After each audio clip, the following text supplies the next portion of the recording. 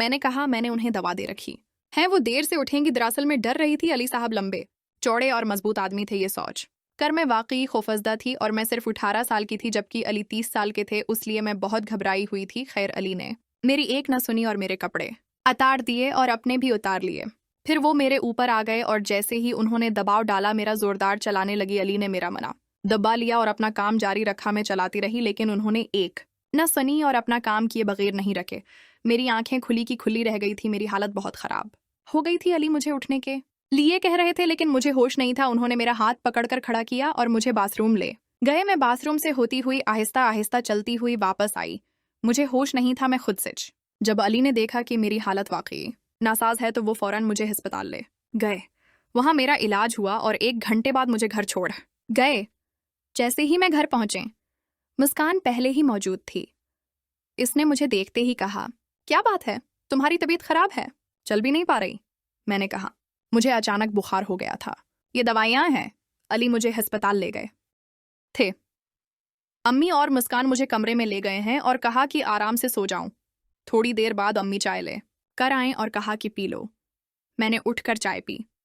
मुझे बहुत दर्द हो रहा था क्योंकि अली ने मेरी हालत बिगाड़ दी थी। जो डर था वही हवा। मुझे लग रहा था कि वो मेरे साथ कुछ बुरा करेंगे और उन्होंने वही क्या। इन्हें जरा भी तरस नहीं आया। खैर मैंने चाय पी और सो गई। फिर रात को 9 बजे मुझे जगाया गया और खाने को कहा गया। मैं उठकर बैठ गई और खाना खाया। खाने के बाद मैं बाथरूम गई, दवाएं खाएं और फिर सो गई। सुबह आंख खुली तो दर्द और बढ़ गया था। मैंने नाश्ता किया और फिर दवाएं ले। उम्मी ने कहा, आज तुम काम पर मत जाओ, मुस्कान को भेजती हैं। मुस्कान ने कहा, हाँ मैं अपना काम करके चली जाती हूँ। मुस्कान ने जब मुस्कान अली के घर पहुंची तो उसने घंटी बजाई। अली ने दरवाजा खोला। अली ने फौरा मुस्कान को पहचान लिया। इसे देखकर बोला, मुस्कान तुम यहाँ?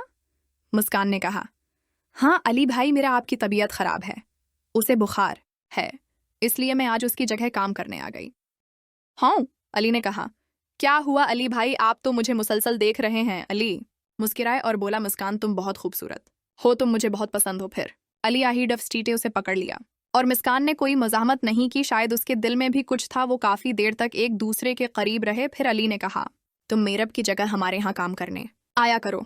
मुस्कान बोली, अली मैं तो दूसरे घरों में काम करती हूँ, मेरब की तो सिर्फ आज तबीयत खराब थी इसलिए मैं आ गई हूँ, मैं रोज नहीं आ सकती। अली बोला, मुस्कान तुम मुझे बहुत अच्छी लगती हो, मैं तुम्हारी माँ से तुम्हारा हाथ मांगूंगा और तुमसे शादी करूंगा। अली वही खेल मुस्कान के साथ दोहरा रहा था जो उसने मेरे साथ खेला था और वही बातें कर रहा था। मुस्कान को क्या पता था कि ये सब वो मेरे साथ भी कर चुका है। ना मैं बता सकती थी ना अली ही बताता। अब मुस्कान के दिल में भी अली के लिए मोहब्बत जाग उठी। उसने कहा, अली तुम मुझे भी बहुत अच्छे लगते हो, क्या तुम वाकई मुझसे शादी करोगे? तुम अमीर हो, हम गरीब हैं, तुम्हारे घर वाले मान जाएंगे। अली ने कहा, मैं सब को मान लूंगा, तुम बस तैयार हो जाओ और कल से हमारे यहाँ काम करने आना। मुस्कान बोली, देखती हूँ, अगर कल मेरब की तबीयत ठीक ना हुई तो मैं फिर भी आ जाऊंगी। अली ने मुस्कान के